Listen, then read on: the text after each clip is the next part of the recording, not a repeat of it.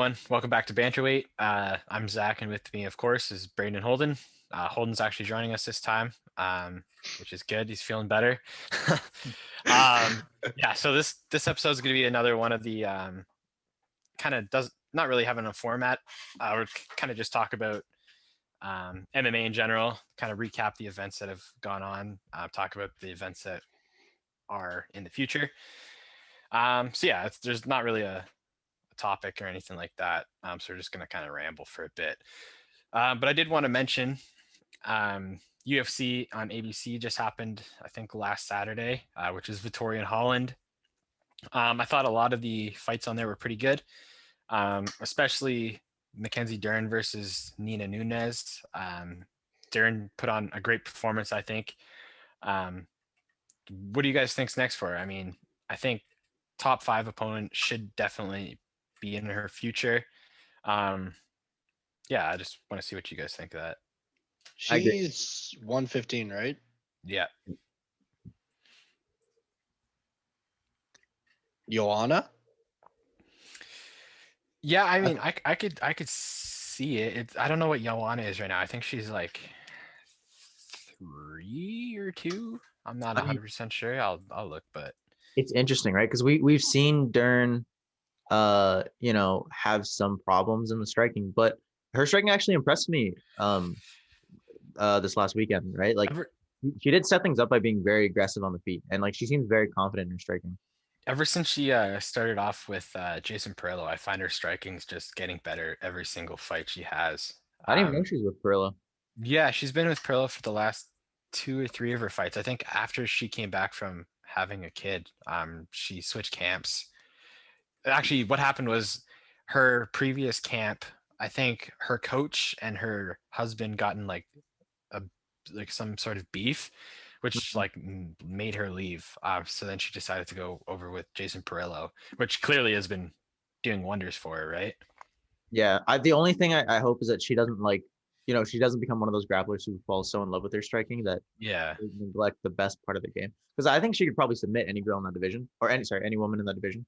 But it's just she's got to get them there, and she's got to be smart about getting them there. Yeah. Joanna's number 2. So actually, they updated the rankings, and Mackenzie Dern's actually number 5 now. That makes sense. She Which was makes number sense. 5 going to fight it. Or was Nina She 5? was going to. No, she was number 5 going to fight Nina, wasn't she? No, Nina was Oh. number 5 Oh, for some reason. Yeah, after because Nina- Dern was 11. Yeah. Dern was yeah, breaking the top 5 opponents by fighting Nina. yeah, and then Rose obviously is number 1. Actually, wait a sec. I think Rose versus Dern would be super cool. I think that'd be a high level grappling match. It would be interesting. I think Dern can get just about anybody to the ground. Well, she hasn't shown anything that like has shown that she can't get people to the ground, right? So yeah, and it was nice to see like the level of competition kind of go up. I know she's been out for 2 years, but Nunes. Who did she lose to recently though? Amanda Dern? Hebus. Yeah, she had difficulty taking Amanda Hebus down, right? Yeah.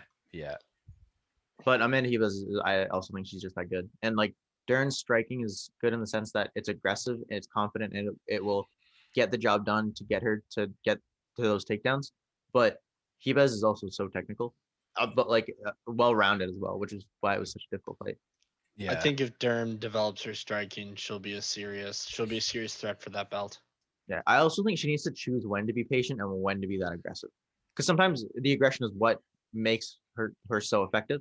But against someone like Hebes, like I think maybe you have to take a little bit more of a patient approach before you can get it down to where you want the fight to be.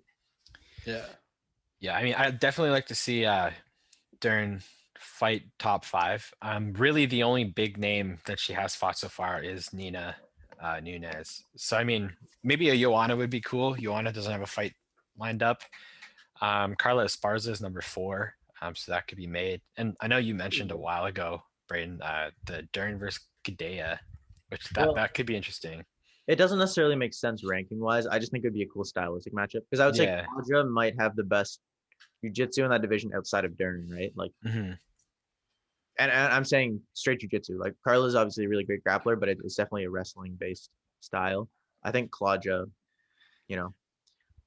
She does have like a very powerful, like, controlling top game in terms of jiu-jitsu, but Mhm. I think a match between her and Dern would just be really interesting.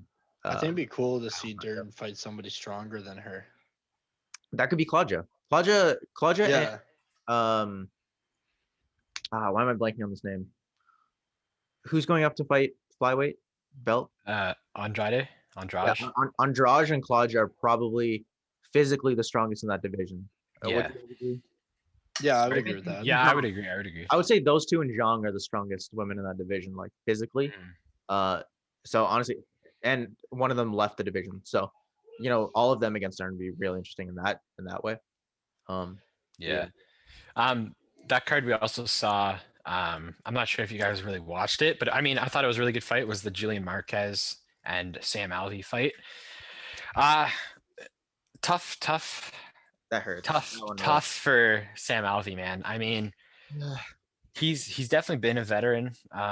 He What do you hasn't. mean tough for Sam Alvey? The guy goes on, like the guy just he's the quintessential gatekeeper of that division. He always has been. And so it's like one of those things that like, yeah, you see him on the prelims every time, but like the guy's nothing special. He never has Oh been. He's no, just another tough guy.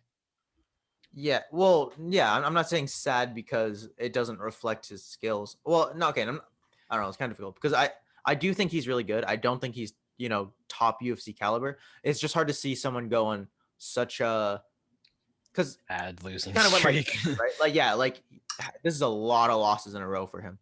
Yeah, This the is UFC. 1, I 2, think 3, they 4, It's 5. not a gatekeeper as in like he keeps beating guys under him and then loses to the guys who end up at the title. Like he's He not like just loses, yeah, he's unfortunately. just been losing. Like It's sad because he's such a cool guy. I mean, I know that doesn't mean much for fighting, but I mean, it's yeah, it's as a fair. dude, he's a hard guy to like I root think against or not be a fan of. Yeah. Sam Alvey pisses me off, and this is Oh my why. god, hot take real Well, quick. well, he doesn't piss. Yeah, I guess so. He doesn't piss me off like What's ever him. done to you? Him as a person. I love Sam Alvey. I think his persona is really cool. Just the idea of what Sam Alvey represents, and obviously, I'm a big supporter of Canadian MMA. And you cut so many Canadian athletes after one or two losses, Oh. like one or two losses, and he's a guy that racks up losses and then gets two wins, and the UFC's like, I love Smiling Sam, and then he loses like fucking 13 times in a row. Obviously, not that much, a bit of an It's exaggeration. 5. It's 5, But he loses, and then it goes, and then he stays in the sport, and you're like, Jesus, why is he still in the sport? But what, they had to cut fucking Olivier and Chad Laprise and shit like that? Like, come on. Yeah. Anyway, shout out to Sam Alvey. Clearly, we have a big fan in the Hey, building. but I like his persona. I don't like what like what he kind of represents in the UFC, if Yeah. that makes any sense. I think it's a little unfair to say he represents that in those words, though, right? Like that's just shitty in terms of like mistreating other people who deserve it. Who Yeah. deserve to be there maybe more than Sam Alvey does. Just I think he's just then he doesn't represent it. He's just a prevalent example of it. okay. Yeah. I would say that's fair. Like we've seen a lot of people get cut for, I would say, no reason. It's just because Sam Yeah. Alvey's a name, and whether he wins or loses, he guarantees people are entertained, which I dislike. Like same thing. I'm Yeah. I'm here to see who the best in the world is, and that's difficult. On the other hand, though, I mean, his opponent, Julian Marquez, famously called out Miley Cyrus and got rejected hard. See, that hurts because that seems so cringy to me, which made me want Sam Alvey to win even more. Yeah, but I think he's a decent fighter, and I think him calling out these random people after every fight is really doing a good thing for his name. I think it's drawing people to him. Yeah. I think he's doing an effective strategy of getting more people to actually watch his fights. It's such a weird way, though. It's a weird way, definitely, but I mean, it's working. It seems. But you have a chance. Like he has 2 finishes in a row. You have a chance to go out there and say, "Hey, I'm calling out the division. I'm putting the division on stand." And then you know what? Maybe not so many casuals are going to come in out of nowhere and watch your fights. But like but you're going to progress up the division. You're going to get higher status guys. You're going to get higher paid guys that you're going to get higher paid against in those contracts. So why are you, you just knocked out Sam Alvey. So right there you have the whole the whole division ahead of you, really the top 15 ahead of you to call out. I would say anywhere between 11 to 15 you could call out and say, hey, I've earned my top 15 shot. I think that's a fair statement to make after beating Sam Alvey. And that's why I kind of refer to Sam Alvey as gatekeeper, because when you beat him you usually have a top 15 shot next. That's fair. I always think of gatekeepers as like top of the division but can't break like I think there's top, different but I think levels of you're right, gatekeepers. yeah, that's fair. I never really thought of it like that, but then Julian Marquez does that, and then he's like, you know what? I want to play pickleball with the Kansas City Chiefs, and you're like, yeah, man, I guess do you, but like at he the say same that? time, And they actually responded Oh. too, which is kind of funny. But and the UFC's just sitting there going, yeah, man, we're okay, still paying you 25 grand on the undercard. Like, Yeah. stupid on his part. I think. Another tragic loss on that card. We saw Mike Perry get worked by Daniel Rodriguez. I mean, I don't know what's next for Mike Perry, man. Like, he has one fight left on his contract. Bro, I'm telling you, Woodley, let's have that fight. Sometimes I'm a big fan of guys, really, really good guys who are on losing streaks, meeting each other, because we'll get to see one guy at least get the opportunity to bounce back. Yeah. But I mean, I don't think they could make that. Like, I guess Why? They're at the bottom of the top 10, are they not? I guess Tyron Woodley is top 10, but Mike Perry's not even on the rankings. Yeah. Like, I don't know. But see, I know Darren Till tweeted out, or was Instagram or something, saying how he's 100% open to flying Mike Perry and his family out there to train. And man, I think that'd be a good idea. Like, yeah, why not? Squash the beef. Like, what do you have to lose? Like, you don't have anything to lose other than your next fight. And if you're training with Darren Till, you might not lose. So There's nothing to lose except your next fight. Yeah, I don't think training with Till would be a detriment to how he'd perform in his next fight, though. But and I think there's a big but here. We know how hard Till's gym trains. That training's not for everybody. That's true. They train exceptionally hard. Yeah, that might be what Perry needs, though. Which I agree with, but I'm just saying it's not for everybody. And if you're Mike Perry and you're like, yeah, this guy that I used to hate wants me to come and train with a gym of killers. Yeah. I might be a bit like, oh, I don't know. But see, it's just sad because after his loss, Mike Perry put out like a statement saying like how he used to be so good and then somehow he's not now. But then again, you also have to put into consideration that he ditched his camp, he ditched his coach, he ditched his girlfriend, who has no experience, his coach. So I mean, I think it was his. He makes his own. He made his bed. Now he has to sleep in it, kind of thing. I think his failures are his financial decisions. His own fault. Yeah. Like, he kind of made that happen to himself, because like if you stuck with a coach, like he was good. Like, he arguably, I know on verdict, he beat Luque, like not officially, but like the scorecards had it for Perry when he fought. He beat Luque. Felder. Mm-hmm. Yeah. Yeah. I mean, I don't know. I think hopefully you can get another win. But then again, we could also see Mike Perry doing the exact same thing that Sam Alvey does. He's a name. People know him. People like watching him fight. And the UFC are just going to keep going. Although you can't take anything away from Rodriguez. He looked really yeah, he looked great. He was so good. That might be one of the best jabs in the division, possibly. Mm-hmm. I mean, okay, here's the thing though. Mike Perry did also show some skills that were very, very impressive. That the first takedown and the control in the first round, especially, would be totally valuable if maybe the rest of his game was a little well-rounded. Obviously, his head movement was probably the most lacking thing in that fight, right? Mm-hmm. Like, there's memes and jokes about it all over the internet now. If he had that, then maybe the wrestling would have been a more effective tool in terms of like shifting the momentum of the fight. Because he did show he had tools that could definitely be used to be a top guy. Yeah. I think we definitely know that Mike Perry has tools, but I do think, like, as much as like we can talk about Mike Perry not coming up to the occasion and like a lot of the stupid decisions he's made, because there's more than enough to talk about there. Daniel Rodriguez came out and actually put on like a highlight performance. He looked really good. Do you guys think top 15 for him next? Yeah, I would Yeah, say. I'd like to see D-Rod What's he versus ranked now? Robbie Lawler. Well, what I was don't know if Perry was Perry not ranked before this? they were both unranked. Okay. Yeah. So Yeah. I'm thinking Robbie Lawler is number 15. So why not, right? Give him a name. Give Robbie somebody. Just Yeah. somebody to fight. That's fair. But also, do you want to just keep feeding Robbie guys that are on the come up? You could also do Sean Brady. I know he's on a streak and Daniel Rodriguez is on a streak. That'd be a fun fight, I think. I mean, I think you want to build that division, and I think if you give Daniel Rodriguez Sean Brady mauls Daniel Rodriguez. And I like Daniel Rodriguez. I think he looked good in that fight, but I think Sean Brady looked incredible in his fight, and he's undefeated right now. He's gonna make a tear in that division, and I think you want to build up that division even more than it's built up. Bring welterweight back to the golden age where it was with GSP and all those absolute killers in the top 10. Yeah. True, but you can't just not have the top 10 fight each other, right? I think that's at least a good fight that even the loser still has that potential to bounce back and still be a name in the future, right? Like, And I mean, I agree. I think that if Perry can take Rodriguez down and control him to the extent that he did, Sean Brady is a very, very difficult matchup for him.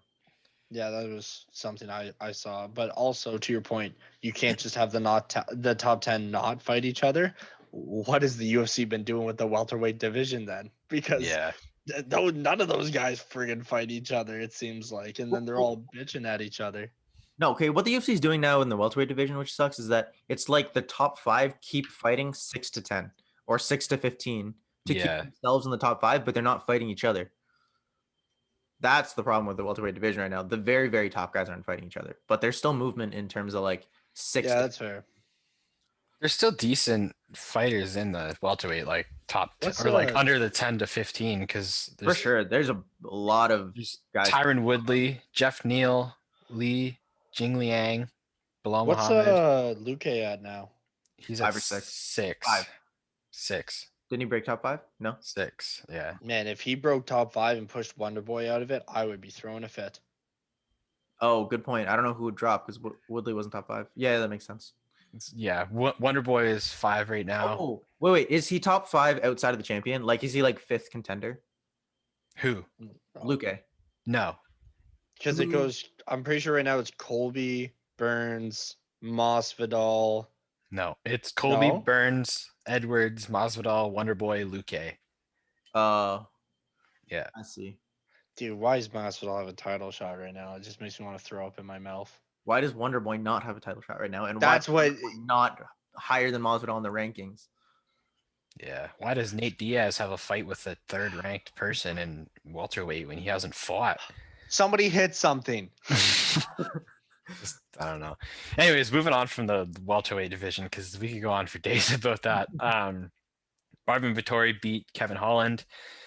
Immediately after that, when he was getting interviewed, he called for a title shot. He says he thinks he's done enough. I don't necessarily agree with him. I think he hasn't really beat anyone in like the top 5. I don't like comparing him to like other people's shots like Whitaker, even Cannonier or Costa. I don't think he deserves. I think he needs one more at least. Do you guys agree?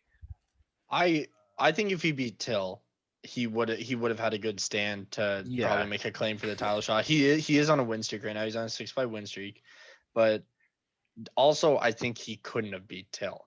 I think Till's takedown defense is quite good. I think his counter striking is quite good. And I think Till has a new invigoration at middleweight for the game. Kevin Holland presents none of the same threats that Till did. So I think that he was able to, like, he literally saw the game plan 3 weeks before.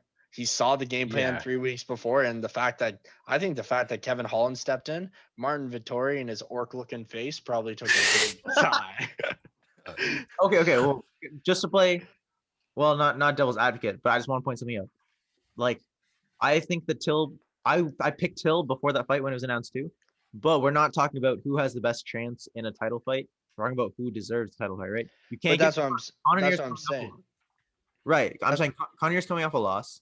Yeah. Costa's coming off a loss. Till's coming off a loss if he doesn't fight again before going for the title, right? So yeah, Whitaker. So I agree, Whitaker's number one. But then after Whitaker, it's Gaslam, Corey, right? who just beat Ian Heinisch. Right, but that's one. I still think Gastelum, after a 3-fight losing streak, to win one, you got to win another one. Ian Heinisch is also not ranked at all, so that's the thing. I'm pretty sure He might have been Gaslam won ranked a fight before Ian Heinisch. Gastelum is number 8 in middleweight right now.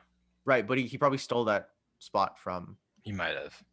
I'd say Whitaker's definitely number 1 for it. I'd say, dude, like the thing with Kevin Holland is he has shot up to superstardom by using loudmouth tactics, the same loudmouth tactics that apparently are allowed to bypass skill in this sport because whatever. And he uses these loudmouth tactics and he's entertaining to watch and everything like that. But this guy, and it was proven, is not a top tier fighter. So if you're beating Derek Brunson and Marvin Vittori, they're beating Kevin Holland, which is great. But he proved in the Derek Brunson fight, he proved that he just didn't even want to be there. And then the Marvin Vittori fight, it proved that, hey man, even when you want to be there, you can do nothing against an aggressive wrestler. Yeah. It's weird though. Okay, but we're looking at this in retrospect, right? These are his last 2 fights. After beating Souza in the way he did, Jacare, like it's just Jacare at a falling legend. Like he's a legend. Let's call him what he is. But he's not at the top of his game anymore at all. No, but he's a solid like lower end of the top 10 guys where he is right now, right? Like, and even when he loses, typically he's in the fight. Like he's proves that he's at the level of these guys. So I think after Kevin Holland beat Jacare, it was fair to have this hype around him. I didn't take the talking out of it. The fact that he knocked out Jacare at that point in time should speak to the fact that he at least deserves some hype. Obviously, we're looking in retrospect and now seeing that he has a difficulty against these aggressive wrestlers at the top of the division. But that doesn't mean Kevin Holland didn't deserve to be considered very, very well before that. I didn't. Or during these fights. I'm not saying that he didn't deserve to be considered like highly. I'm just saying he talks a lot of shit, and I think that got him. And he accepts fights, which is awesome, but he definitely gets passes on things, and I think Derek Brunson is a high level competitor, and I was on the Kevin Holland hype train. Fully was on the Kevin Holland hype train, but looking back at it, I would like to know what rank Jacare was when Kevin Holland beat him, because that I don't think Kevin Holland deserved a top 5 guy after Jacare. Like you got to win over Joaquin Buck. You had 5 in a row, and you had 5 in a row in 2020. Then let's say he beats Derek Brunson. Does that get him a title shot? Probably.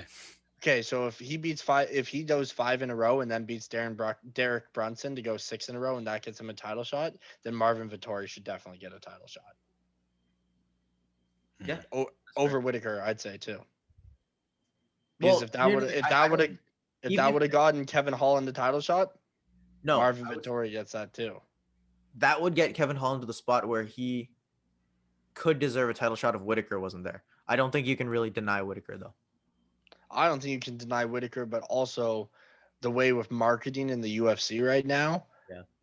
Like what? So for example, we're saying this, but also why hasn't Wonderboy been given a title shot? Why hasn't why wasn't Francis given a title shot for so long, kind of thing? Like, and he was killing people.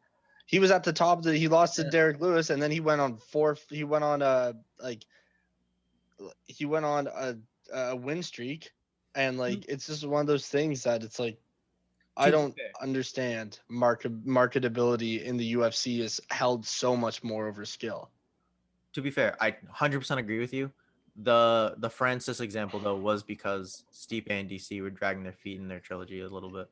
I don't Yeah. think that was necessarily like I don't think anybody was making the argument that Francis isn't marketable enough to give another title shot. You know what I mean? Like if anything, he's the most marketable heavyweight. I think I that think that's DC a was little the bit most different. marketable when he was there. Yeah, that's fair. But I don't think they were necessarily holding Francis back. I think he fought that many times and had such a crazy win streak past what he needed. It was because the title shot wasn't active, and Francis, the way he fights, can be active. So I think that's a little bit different than what we're talking about. But no, I definitely agree with you. The fact that like it's very shady in the way that people are getting title shots right now. Yeah. Yeah. Yep. Yeah. What else do we have that just came up? I know Volkanovski and Ortega are set to coach Tough. I don't know how I feel about that. I mean, Why not?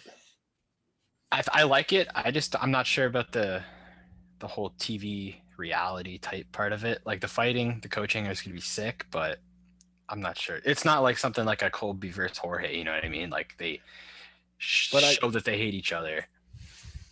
But it adds legitimacy to the sport. Like when you have so many of these guys that it's based around just the fact that they hate each other and they're loudmouth talkers and it's more for the drama than anything else kind of thing. Mm-hmm. When you have guys that are, they're going to be there and you can just, I don't know if you guys disagree with me on this, but I 100% think that Ortega and Volk, if they go on that show, yeah, they're gonna talk at each other at times, but 100% both of them are gonna be full on for the contestants of the show and to make sure that they are, good high level fighters. And when that happens on the show, we see top ratings on the show, and then we see top level prospects come out of the show because they're actually getting good advice. It's not two guys just jawing at each other for weeks. And yeah, I don't know. Not to say that Jorge and Colby wouldn't be good coaches. It's just that I don't think they would put the spotlight on the people that really need the spotlight. That show shouldn't be about the coaches. It should be about the contestants. Yeah. I know I was talking to, I don't know if we were doing a podcast or not with Braden, like just us two, but we were talking about what weight classes we thought they'd probably coach. I think, what did I say, Braden? I can't remember. I think I was middleweight and light heavyweight. I think I said that would be probably good. I can't remember, but it'll be interesting to see what two weight classes they do pick for the actual show. Yeah. We got to think which weight classes need new names, like new talent. I'd say light heavyweight for sure. Just to add to it a little bit, especially with Jones gone and everything like that, right? And a lot of the light heavyweight guys, I think, are going to be. I guess not. I was going to say on their way out, but I guess not. Like a Glover Teixeira, I know he only has a few left. Anthony Smith, I don't know. He's getting up there, but yeah. I think that show has had more light heavyweight than anybody else. That's true. Like the first season was light heavyweight, the second season was light heavyweight, the third season was light heavyweight. I was talking about early on though. I feel like there were periods where we saw a bunch of lighter weight classes show up in Tough. Yeah, there were, but I'm saying if you go back over history, yeah, and one of you guys can do this now if you wanted to, I would almost guarantee you that light heavyweight has had the most appearances on that show. I'm gonna assume you're right because that sounds about right. From what the seasons I've seen are pretty much around that. They've also done a lot of welterweight, middleweight, like seasons because like when they do the 2 weight classes, which is pretty almost. I'd like to see do a flyweight season, like of actual good flyweight prospects. They did. Remember? Well, that was just for the title shot on DJ. Like do an actual division. Like do something that will actually build the flyweight division because still the flyweight division is not what it could be. I think it's still definitely better than it was, right? I think. Yeah, but when you look at ONE's flyweight division, for example, I think that's a stronger flyweight division than the UFC's. Yeah, definitely. But So I don't the know. talent's out there. I'm excited that the Tough is coming back though. I'm hoping it does good or does well. Because I know they took it away because it wasn't doing the best. But I mean, I remember watching the It's been a couple years. what was that? It's been like a couple years. Yeah. I remember watching the Kamaru Usman, the one that he won. I forget what season that was. Black Zillions versus ATT. That was fun. I think the whole team versus team aspect is really cool. I really like that. Like if they could do another one of those, I think it would be cool. I just don't know which. But It'd be cool. the reason it worked out so well was because American Top Team and Black Stallions at the time were like very close together in Florida. So Yeah. it didn't necessarily shake up like regular training for those gyms. Like they just had to drive, I would imagine, like maybe less than an hour whenever they had to do some sort of shooting. Like the trainers and the representatives of the team. Yeah, I'd like to see let's do it again. American Top Team versus Sanford MMA. Let's go again. Round 2. Where is Sanford MMA located now? It's Florida. the same place, I think. Same place that it was. It's just they changed the name because it was Black Stallions. Then they switched to Hard Knocks 365. Yeah. And then they went to Sanford. I think it's just a name thing. I don't think they actually switched. You could also do. I don't know, are there any other gyms in Cali other than AKA that are fairly major? Because the other thing too is having. I don't want to say just retired fighters, but fighters that are kind of on either the back end of their career or like recently retired. Like they make great coaches on those shows, right? Like Rashad kind of took a big leadership role when they did the first season of Tough, like team versus team. And you could have someone like Kane or like AKA as a bunch. You could have Habib. He just retired, but he still trains around there. DC, like AKA has a lot of people who could take leadership roles in that sort of season who aren't necessarily fighting, but they're also not that far removed from fighting. There's Team Alpha Males in California. You have to do a small weight class for that though, and that would be kind of Alliance MMA, which is Dominic Cruz's place. Gustafson, Angela Hill, Phil Davis. What would be cool is like somehow if you could get like Tiger Muay Thai in there, that'd be sick. But then you'd probably have to do like 2 Tigers, and that would be very different than like the regular MMA format. Jackson Wink in New Mexico. But I don't think there's anything else in New Mexico. Oh, dude, Jackson Wink versus BMF Ranch. That'd be sick. That'd make fucking cool TV. Just Cerrone going to different weight classes. He just beats everybody. Yeah. That's sick. Yeah. What do you guys think about I know we touched on it a bit, but I want to hear your opinions, Holden, on the Bellator light heavyweight tournament. I know Friday is the Nemkov versus Davis and then Anderson fight as well. Just off the top of your head, who do you think's winning that whole thing? I think that depends on a few factors. One, enlighten us. Personally, I think that. So I'm a big Ryan Bader fan. I know that Brain's not a big Ryan Bader fan. I'm a big Ryan Bader fan. I was happy with his win over Machida. He performed really well. I think Ryan Bader is going to make it to the final because I haven't seen anything from him that shows otherwise. And I think avenging that Machida loss was quite good. It shows that he has it shows that even though his game plan kind of remains the same, he has definitely evolved to not succumb as easily to that type of to Machida's style that he's proven to be susceptible to in the past. I think that Rumble, Corey Anderson, Romero are all serious threats. Yeah. But I think it also depends. We don't know what Rumble is going to show up, and we don't know what Rumble is going to look like. And so that he's the largest question mark in that tournament. So I think he's kind of the wild card. I think Romero, I think Romero depends on not buying into his own hype.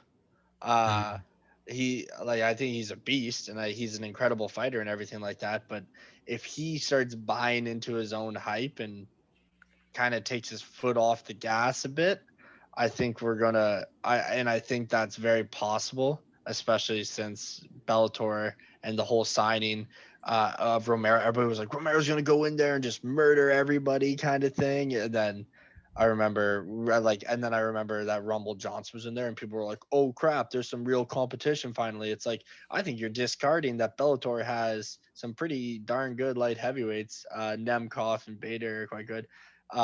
So I think Bader is going to be in the finale, and I think he's going to be against Corey Anderson, if I'm being honest.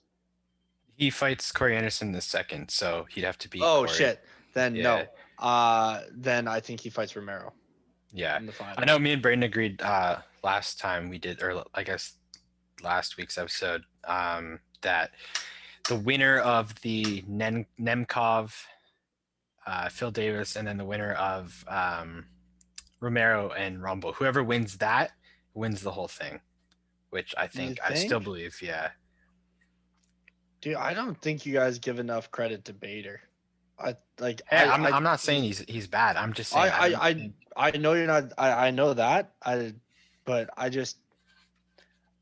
think he does some basic. I think he does basic things really, really well, and I know that pisses Braden off. And I know it doesn't piss me off. That's not a fair way to say it. Sorry, I know you would prefer somebody with more tools and more creativity in their game, but I think he does basics. I think he does his basics really, really well and sticks to a game plan really, really well. And if people can't solve that, that's on them. And he does have top level athleticism. And I think that is also a huge thing that comes into play, which I think him versus Romero will be interesting because I think that's probably two of the most athletic light heavyweights going at it. And I think that would be really cool to see. So I agree. I just want to clarify my stance on this. The reason I typically choose people who have a broader tool set is because I think when it comes down to having to adapt and figure out a style, like within a fight and also when you're preparing for a fight, having more tools allows you to change up what you're doing more and also have a better chance of solving things because you've experienced more things, if that makes sense. So for example, like if you look at Bader, 100% could get to the finals. I would not be surprised. The reason I think Nemkov is such a bad matchup for him is because maybe Nemkov isn't as perfect in those individual aspects like Bader. Like Bader has very good power boxing and power wrestling, but Nemkov can hang with him in those areas and then also take the fight into other areas that Bader is less competent in than Nemkov is in the things that Bader is good at. So when they're striking, when Nemkov mixes it up into a more of a full striking range, even though Bader's really, really good at what he does, he has a harder time adapting to that, and that's where he found the trouble. And kind of a same thing in grappling, in my opinion. Yeah. Here's something interesting. I just looked up the betting odds for the winner of the whole Bellator Light Heavyweight Grand Prix. So starting at the bottom, obviously Machida was the bottom, plus 330 or 3,300. Obviously he's not in it. Phil Davis is plus 1,400 to win. Yagshimuradov is plus 1,000. Same with Anderson. Anthony Johnson is plus 700. Bader plus 550. Romero plus 400. And then Nemkov, the champ, is plus 190 to win the whole thing. So it looks like Vegas odds are heavily favoring Nemkov over everybody else by a few, or by a lot, actually. I think you gotta favor the champ though. Like it's such a weird thing, especially like when Francis was fighting Stipe for the second time, and people were like, "How is he the underdog again?" And even the first time, people were like, "How is the champion the underdog?" Like it's a weird thing to see the champion as the underdog. So I can definitely see why Nemkov would be favored, especially in a division that's not. I actually like Bellator's light heavyweight division. I think it's actually a really close division. And Yeah. we can. I think there's going to be some good fights for a bit of time to come, because there was a period where that division was just kind of, hey, legends of yesteryear, and now it's not. And I really, it's nice. Um, their Aaron Stetter, he posted the actual opening odds for all the first fights. I find this kind of interesting. So obviously, Vadim Nemkov is minus 350 against Phil Davis is plus 75 or 275, which is understandable. Like we were saying, it's a champ. That's tomorrow, right? Yes, yeah. No. And then actually Corey Anderson's the underdog against Yagshimuradov. They're very close. Yagshimuradov is minus 150, Corey Anderson 120, plus 120. I find that super interesting though. I'm not super familiar with Yagshimuradov, but by the looks of his fan base and everybody posting flags on the Bellator page, he seems like he's very popular. Um, this is his Bellator debut as well. So we got to put that into consideration. I think he fought for ACB, like ACA. I can't remember, but um, yeah. And then obviously Romero and Johnson are very close. They're the exact same, with Romero being the favorite.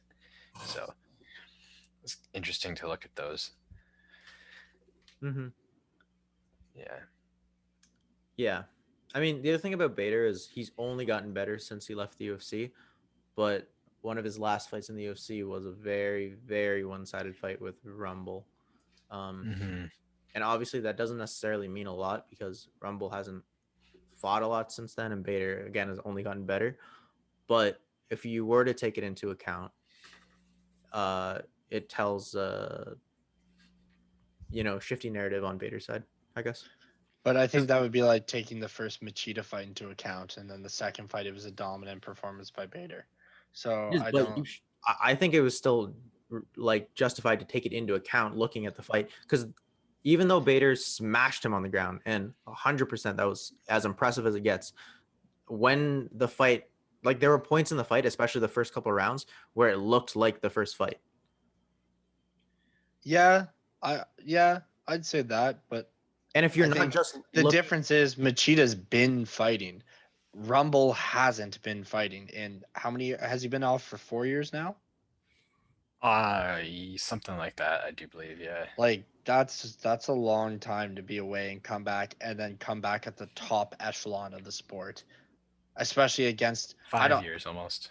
I don't know if he's gonna get past Romero. Like, he is a wild card because we know he has power. We know he has good striking. We know he has, I'd say, adequate wrestling, but it's not going to be adequate enough to do anything to Yoel Romero.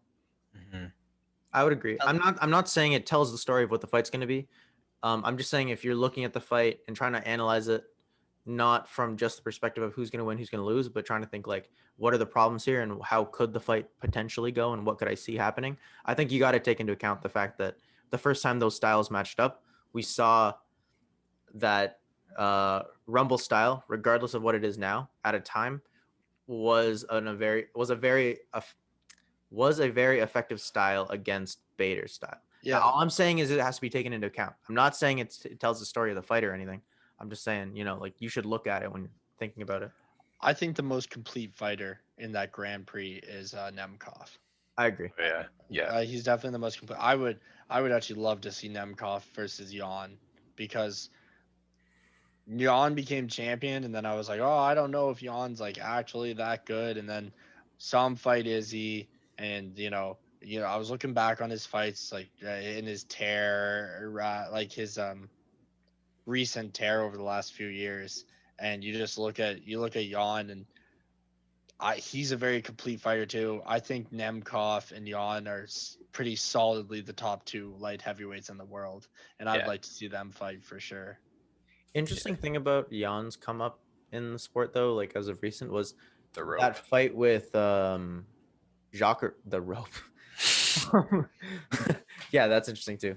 But his fight with Jacare was really close, and I think people forget that was a fight that a lot of people scored for Jacare, and I'm pretty sure on verdict, even though I think Jan had the overall score, I think 3 rounds for the most people gave 3 rounds to Jacare, which I'm not saying it's right or wrong, but it's an interesting thing to look at, right? Like the Mhm. consistency of Jan demolishing everybody he fights in recent years isn't necessarily as accurate as maybe people think.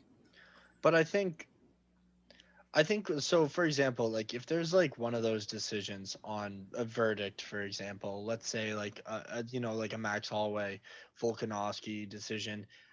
However that fight comes out, like if Max won or if Volk won, for example, and let's say Max won and it was scored for Volk, or better example would be Jan won and it was scored for Jacare.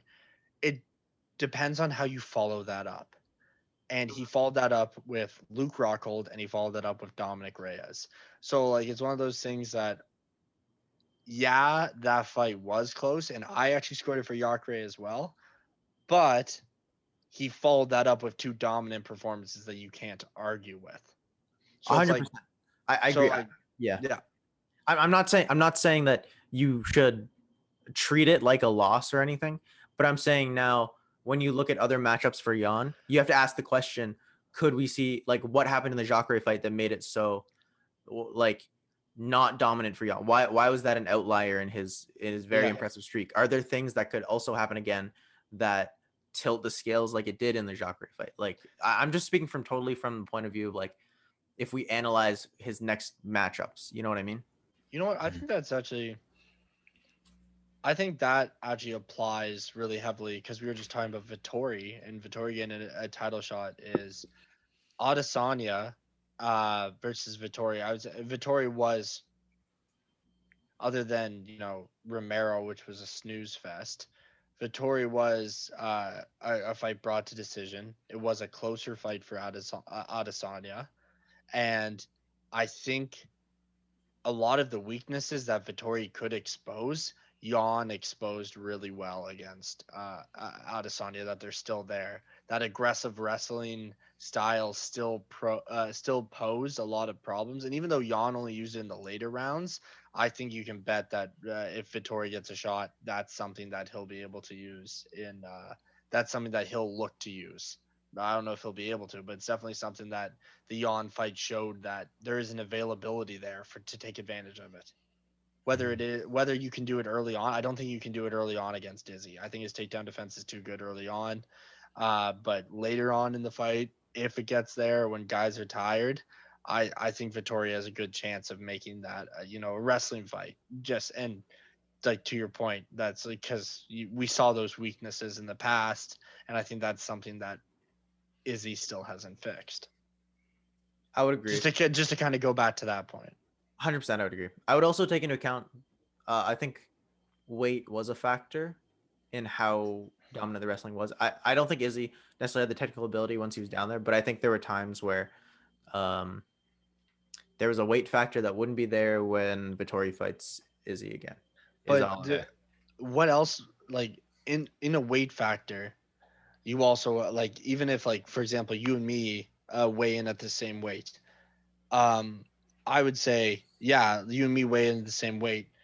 I would say you are more technical than me, but I would say I work on my explosive power like way more than you do, for example. Um, but like, and this is just an attempt. I'm not saying like if fans are butts. I'm just giving like a hypothetical example. Yeah. So it's like you can weigh in at the same weight, but somebody could have body composition. And I know that Izzy heavily focuses on technique over athletic stuff, and it's pretty easy when you look at Vittori's build that the guy lifts weight, he does strength and conditioning on a pretty heavy regiment.